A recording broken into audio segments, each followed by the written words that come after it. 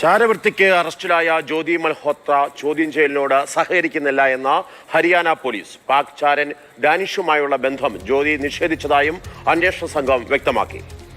NIA, IB, Haryana police സംഘങ്ങളാണ് ജ്യോതിയെ ചോദ്യം ചെയ്യുന്നത്.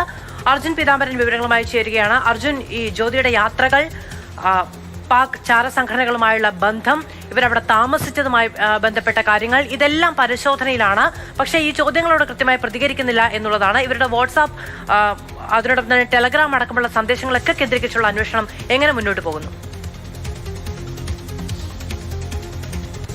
Madhu, marshal, ഇപ്പോൾ ഈ പാകിസ്ഥാന് പുറമേ ഇവർ ചൈനയിലേക്കും ബംഗ്ലാദേശിലേക്കും യാത്ര തിരിച്ചിരുന്നു. അതും ഈ പെഹൽഗാം ഭീകരാക്രമണത്തിനൊക്കെ മുമ്പാണ്. ആ കാര്യങ്ങൾ കൂടി, ആ യാത്രകൾ കൂടിയാണ് ഇപ്പോൾ പോലീസും അതുപോലെ അന്വേഷണ സംഘങ്ങളും പരിശോധിച്ചിരിക്കുന്നത്.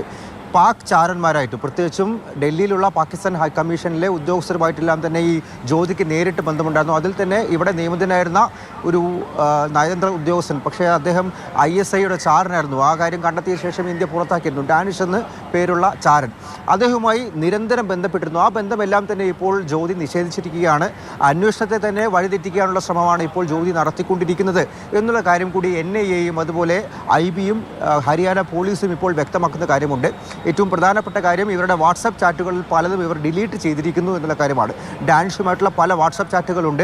അതിലൊക്കെ തന്നെ നിർണായക വിവരങ്ങൾ, അതായത് എന്തൊക്കെയാണ് പാക് ചാരന്മാർ ഇവരോട് ചോദിച്ചത് എന്നടക്കമുള്ള വിവരങ്ങൾ ഉണ്ടായിരുന്നു. പക്ഷേ അതെല്ലാം തന്നെ ഇപ്പോൾ ജ്യോതി ഡിലീറ്റ് ചെയ്തിരിക്കുന്നു. ഈ സന്ദേശങ്ങൾ, ഡിലീറ്റ് ചെയ്ത വിവരങ്ങളെല്ലാം വീണ്ടെടുക്കാൻ വേണ്ടി ജ്യോതിയുടെ മൊബൈൽ ഫോൺ ഇപ്പോൾ ഫോറൻസിക് പരിശോധനയ്ക്ക് അയച്ചിരിക്കുകയാണ്. അത് വിദഗ്ധമായി തന്നെ പരിശോധിച്ച് ഈ ചാറ്റുകൾ വീണ്ടെടുക്കാൻ വേണ്ടിയിട്ടുള്ള ശ്രമങ്ങൾ നടക്കുന്നുണ്ട്.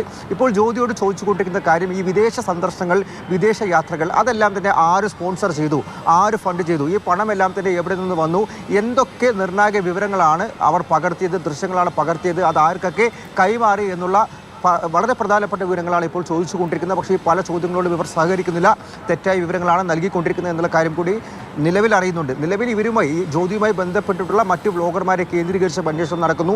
പല സംസ്ഥാനങ്ങളിലും അതാത് പോലീസ് എത്തി സമാന്തരമായിട്ടുള്ള അന്വേഷണങ്ങളാണ് ഇപ്പോൾ നടന്നുകൊണ്ടിരിക്കുന്നത്. പ്രത്യേകിച്ചും കേരളത്തിൽ കൊച്ചിയിലെ നേവൽ യാർഡ് അടക്കമുള്ള സ്ഥലങ്ങളിൽ അവർ പോയിരുന്നു. ഷിപ്പ് യാർഡ് അടക്കമുള്ള സ്ഥലങ്ങളിൽ അവർ പോയിരുന്നു. നിർണായക വിവരങ്ങൾ പകർത്തിയിരുന്നു. മെട്രോൻ്റെയും വാട്ടർ മെട്രോൻ്റെയും മാളുകളുടെയും എല്ലാം ദൃശ്യങ്ങൾ ഇവരുടെ യൂട്യൂബ് ചാനലിൽ അവൈലബിൾ ആണ്, ലഭ്യമാണ്. ഇങ്ങനെ പല പല ദൃശ്യങ്ങൾ പല ഇടങ്ങളിലും, കാശ്മീരിൽ പെഹൽഗാമിൽ എത്തിയിരുന്നു. അതുപോലെ തന്നെ സോൺമാർഗ്, ഗുൽമാർഗ് പോലുള്ള ഇടങ്ങളിലെല്ലാം അവർ എത്തിയിരുന്നു. ഈ വിവരങ്ങളൊക്കെ ആർക്കൊക്കെ കൈമാറി എന്നുള്ള കാര്യങ്ങളടക്കം എന്തായാലും ചോദിച്ചുകൊണ്ടിരിക്കുകയാണ്. കൂടുതൽ വിവരങ്ങൾ വൈകാതെ NIAയും IBക്കും ലഭിക്കുമെന്നുള്ള കാര്യം തന്നെയാണ് നിലവിൽ കരുതുന്നത്. ചൈനയും ബംഗ്ലാദേശ് സന്ദർശനങ്ങളും കൂടി ഇപ്പോൾ പരിശോധിച്ചുകൊണ്ടിരിക്കുന്നതിൽ കൂടുതൽ ഈ കണ്ണികളിലേക്ക് എത്താൻ വേണ്ടിയിട്ടുള്ള ശ്രമം കൂടി ഇപ്പോൾ പോലീസ് നടത്തുന്നുണ്ട്.